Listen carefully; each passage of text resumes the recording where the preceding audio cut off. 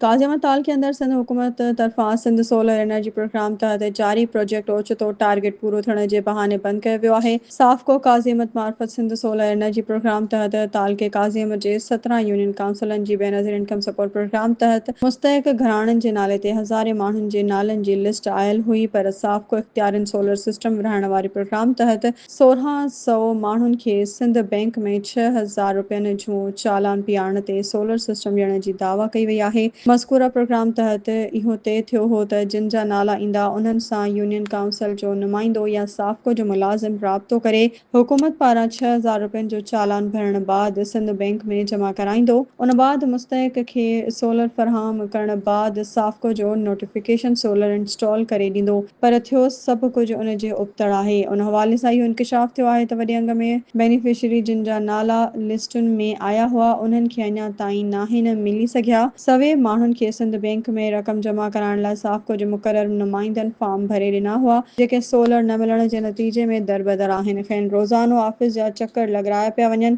जॾहिं त एनर्जी खाते पारां ताल के काज़ियमत जी जारी कयल लिस्ट पिणु पब्लिक नाहे कई वई। साफ़को नवाबशाह तोड़े काज़ियमत जूं इख्तियारियूं लिस्ट खां अणॼातल बणियल आहिनि, अणॼाण बणियल आहिनि। वॾे पैमाने ते बेक़ाइदगी थी आहे। नाले हिकु सोलर सिस्टम आयो ॾिनो ॿिए माण्हू खे वियो आहे। ताल के काज़ियमत जे मुस्तहिक माण्हुनि सिंध हुकूमत खां मुतालबो कंदे घुर कई वई आहे त मामले जी घण रुखी जाच कराए मुलविस कामरनि ख़िलाफ़ क़ानूनी क़दम खंयो वञे।